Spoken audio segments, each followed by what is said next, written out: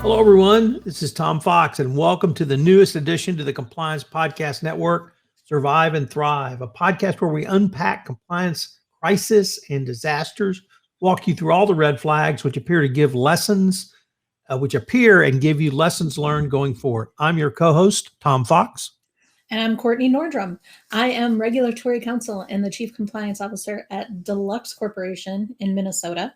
This season on Survive and Thrive, we're talking about disasters, specifically compliance disasters, the unpleasant situations that companies find themselves in when they weren't looking at the right clues, had their collective heads in the sand, or didn't yet know how to expect the unexpected.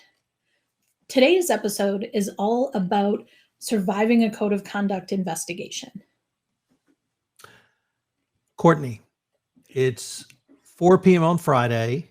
You have reviewed your cybersecurity policy on email spam, particularly a timing issue, as we learned in our last episode, and you get an email from the Securities and Exchange Commission. So you immediately, red flags pop in front of your eyes.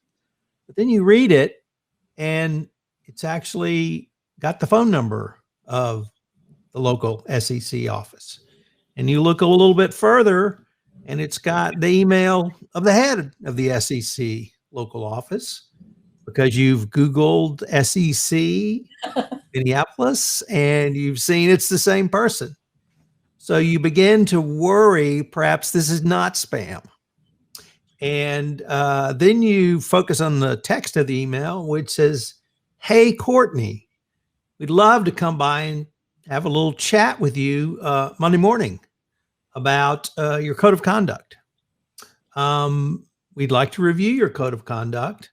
And you're mulling this over, and they invite you to give them a call." Okay. And it's Friday at 4, and they're the government. So at least you could say you tried. So you do. And they say, "Well, we'd like to review your code, but we know that the code is a foundational document of every compliance program, and we'd like to dig a little bit deeper into your code because we see a code of conduct is actually an internal control. And, Kortney, we actually administer and regulate internal controls, and even around things like the FCPA, but we might look at it for other reasons. So we'd like to look at your code design, your implementation, training, and your rollout." And so you hang up the phone and you think, well, this is very interesting. I wonder how many people in the company actually know about our code. And I wonder how many people could know where it is if I ask them about it. So you begin to dig around and think about what is really not in your code, but because that's going to be important. But how was your code created? How was it rolled out? Is there accessibility within your organization? Now, of course, Kortney, you're Chief Compliance Officer of a multinational organization, so you recognize that it has to be in local language when appropriate. But then you begin to wonder, I wonder how our training has been on our code. Has everyone taken the training? How am I going to show that? And then you begin to consider, well, the code really needs to mean something. And I remember when we rolled out our code about 8 years ago, I wonder when we updated it. We did, didn't we? And I wonder how we designed it back then, and how did we design the update? And have we taken information that's come to us over the past 8 years and incorporated into any update to the code? And then you really actually are kind of getting into this because you realize this could be a big opportunity, providing, of course, you pass the inspection, to maybe see, has your code been operationalized? And what I mean by that is, are people out in the field not simply looking to the code for guidance? That's one thing, but are they putting the code into practice? Are there even any anecdotal stories you've heard through the grapevine where a BD guy said, I'm sorry, we can't do that. It violates our code of conduct.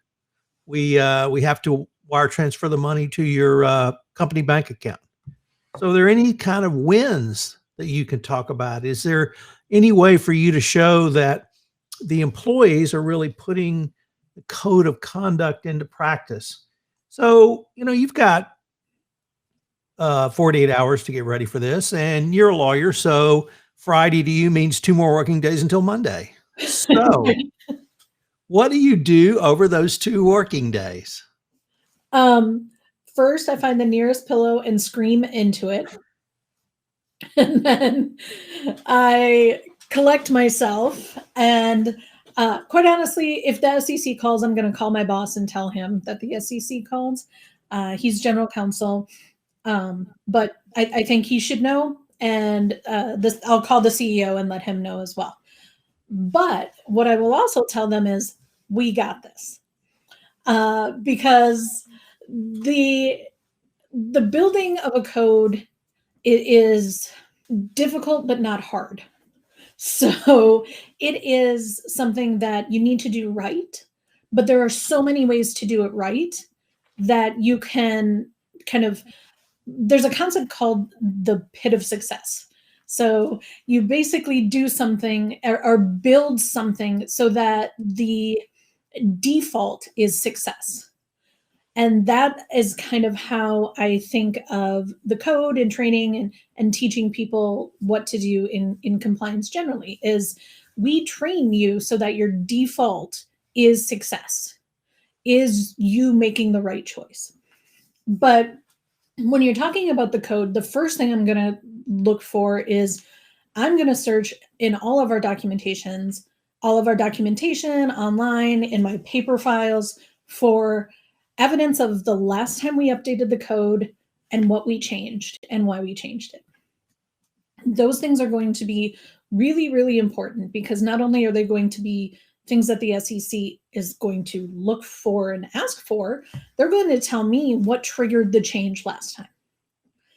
This is all a hypothetical situation. Let me just put that out there, because I did a brand new code rollout in 2020, and I trust that every single person in my organization knows the code by heart and can speak to it and quote it like their favorite movie. But from a hypothetical situation, I'm going to look back to see what triggered the last revised copy, what the revisions were for.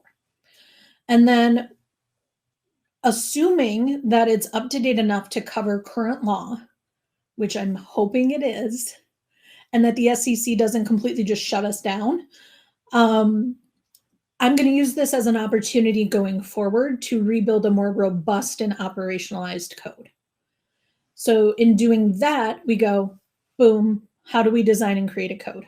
Well, first Google it, and then you're going to see articles from Tom Fox on codes of conduct, codes of ethics. You're going to see all of the major players in the compliance space telling you what to do with your code. And for the most part, they're saying a lot of the same things.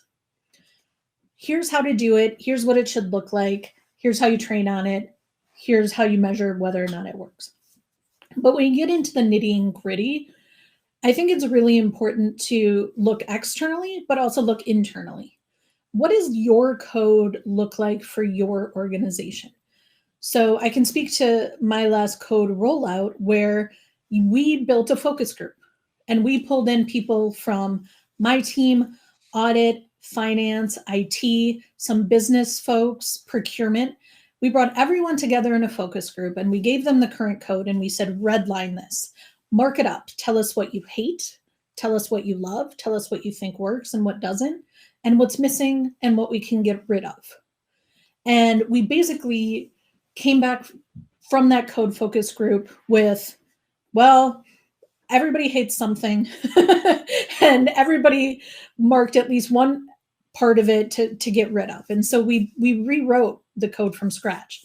But the important thing was that we were looking internally. What's going to work for our organization and what's going to work for the people who work for our organization? That is really key, because one of the things that the DOJ, SEC, anyone who cares about your code in a regulatory way is going to care about is that you've actually tailored your code to your organization. I have a code that speaks to office-based and manufacturing-based workers because we have both. If you have one or the other or neither, your code needs to speak to your population. You need the language you use to be familiar and comfortable to everyone. Do not use legalese. Nobody likes lawyers. Sorry, Tom. And legalese is really off-putting. Use language that you use internally at your organization. You have acronyms, you have turns of phrase that are very common in your organization. Make sure to carry those through in your code so it feels like part of your organization. If you have a highly educated organization or an organization that has many second language, English as a second language or third or fourth language speakers, or folks who are perhaps less likely to have gone to college, then make sure that your code is accessible. The last thing you want people to do is think that the code wasn't written for them, because if they can't connect with the language, they're not going to connect with the lessons. Can I stop you there? Does that Yep. even apply to the residents of Lake Wobegon, where all of the children are above average? Are they going to understand an above average code, or do you have to dumb it down for the only above average? So Lake Wobegon. The children are above average, but they're still children, and they're still not lawyers. And so we don't want to be condescending. Never be condescending, because you lose credibility. But you do want to make sure that you're being understood. Tom, in this series, you will hear me say over and over again that my job is to help people make good choices. And I say that very intentionally, because that's a concept that rings with my 5-year-old nephew all the way up to, grandparents who are in their 90s. Everyone understands the concept of making good choices. And you can teach them what that looks like for your organization. So I'm not saying you have to use that phrase, but a phrase that feels familiar and words that feel familiar. Don't lie, cheat, and steal, or harass anybody. That's basically what your code of conduct says. All of the laws around what goes into your code of conduct could be boiled down to don't lie, cheat, and steal, or harass anybody. It's what the government considers to be lying, cheating, or stealing, or harassment. But it boils down to simple, don't be a garbage person, and then make good choices. And so if we can teach people through our code that they have the power to make good choices, and here's how, and we can do that through the language we use, I think that's really important. I think another important step is benchmarking. If you Google code of ethics, code of conduct, code of business conduct, you're going to see some really nice examples of codes that are put out there publicly. As a publicly traded company, my organization, we have our code online. You can Google it. And you can see examples of what others are doing, and then use that to benchmark where you're at. Look for codes that are in the same industry, and look for codes with the same type of company: private company, public company, big, small. Do not copy and paste these codes. Do not do that. That is not going to work for you. And that's never the right idea. But it will help you to benchmark against where you think you should be and where others are in your industry.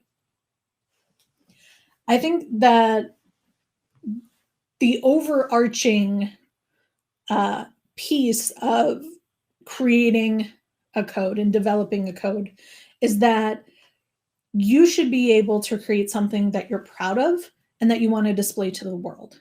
So when the SEC calls, you go, I got this. My code is top notch.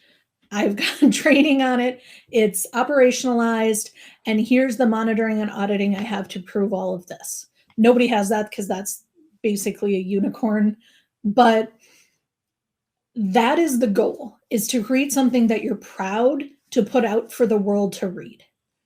And if you're not proud of what your code says and you have the power to change it, then change it. Finally, before you hit send on any code document, if you have a board of directors, go to the board, get their buy-in, get their support. It's really important that tone at the top starts at the top.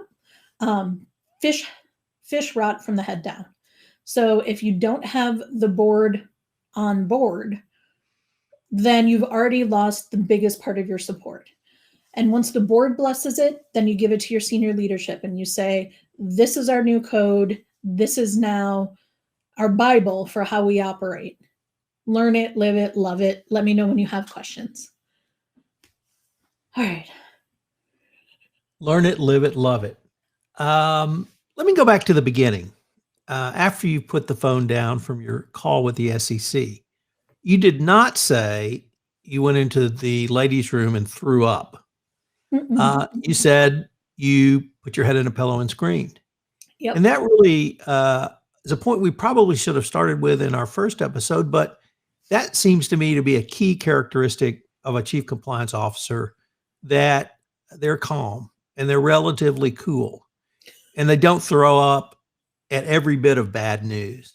And I was wondering if you might have some thoughts on why that sort of dispassionate, even lawyer-like mind, but being calm and cool, is so critical for a chief compliance officer when all else around you may be up in flames.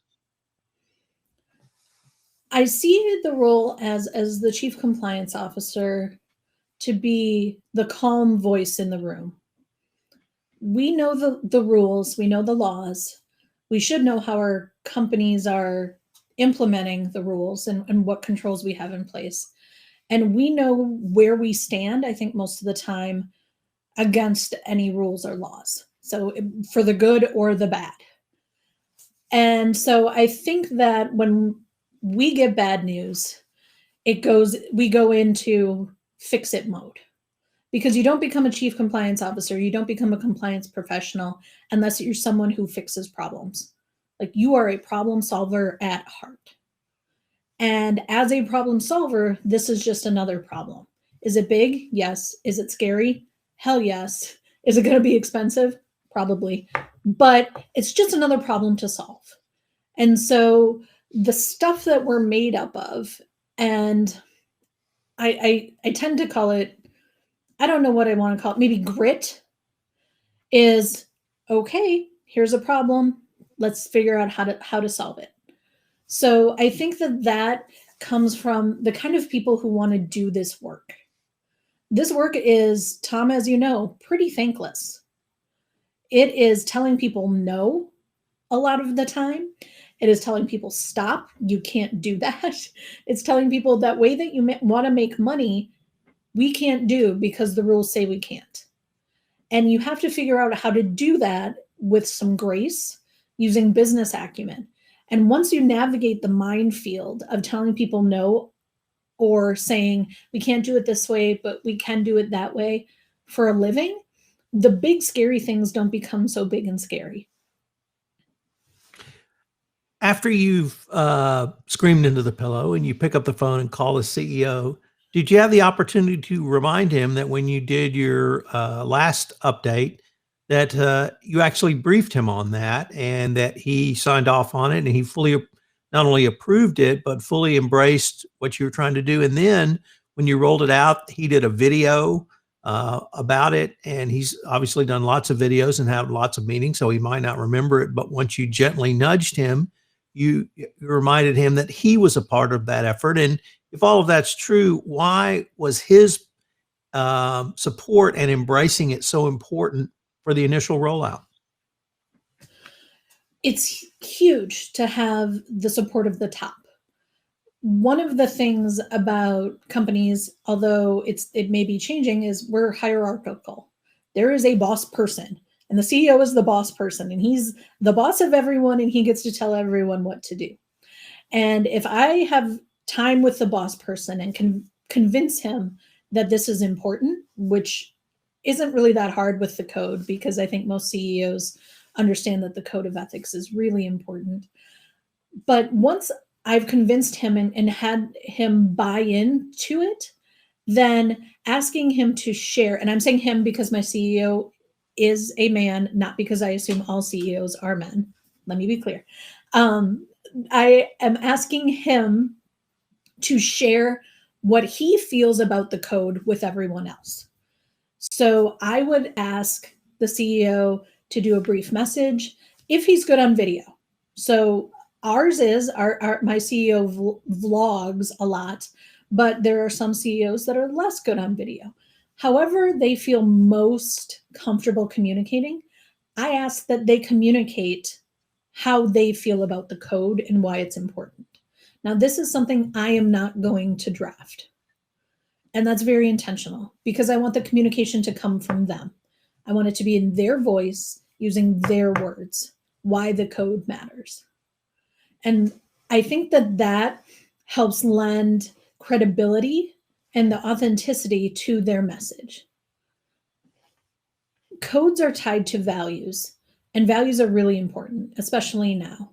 So when a CEO can put their weight behind the code and why it's so important that we know and follow the code and we live by the code, then it just adds weight from everyone on down. It also says that it's important enough for the CEO to take time to do it. His time is worth money. All of our time is worth money. His is worth a lot more than mine. So the fact that he takes time out of his day to address the code, to read it, to understand it, to quote it, and then to make a video about it says that there is fundamental value in that document. And for all of those reasons, I think that it's important that your CEO or whomever is in charge of your organization bless the code and really endorse it to the group. So our rallying cry today comes to us from William Shakespeare, and his quote is, "Suit the action to the word and the word to the action." And I wanted to use that rallying cry to explore why you think a code of conduct is actually a living, breathing document. Not simply that you would update it based upon new information, but that, to quote a famous person, you learn it, you love it, and you live it. So why are those three components so important to you in an overall code of conduct? The code lives and breathes with the organization. And as soon as it divorces itself from that, it's no longer applicable. It's like a constitution only for your organization. It's laying out the ground rules of how you're going to treat each other and to some extent who's in charge of what. If it is not living and breathing, it quickly loses applicability and you're going to lose credibility. I think it's really important we do a code check at least yearly, but we haven't gotten into the yearly cadence because we've updated more than that already. So we launched the code in February 2020, right as COVID was starting. And we've updated it 2 or 3 times since then because things change, conditions change, work and life changes. And your code has to represent your organization and your organizational values. If your organization is staying stagnant and not changing, then it's probably okay for your code to not change. But I don't believe many organizations are in that bucket of not changing. You need to update your code, and not just as an exercise to check a box. You need to update it to reflect what your organization is doing and who you are as an organization at this point in time. If your social justice or mission has come out of something in the last year, even if you're a for-profit organization, that's something that you can reflect in your code. Diversity and inclusion, that's something we're hearing so much about lately. It's really, I'd say 50-50 whether or not organizations speak to diversity and inclusion in their code. But with the social movement around it, now's the perfect time to update your code to speak to the need to have social awareness and diversity and inclusion in your code. There are always opportunities to make your code more relevant to the work you're doing and the business that you are. And you should take those opportunities because they're going to make for a better code. They're going to make people engage with it and connect to it. And they're going to keep the SEC and DOJ happy. So, Courtney, that seems like a great ending point as we're at the end of this episode. I'm Tom Fox, the Compliance Evangelist. And I'm Kortney Nordrum. Hope you'll join us for our next episode of Survive and Thrive.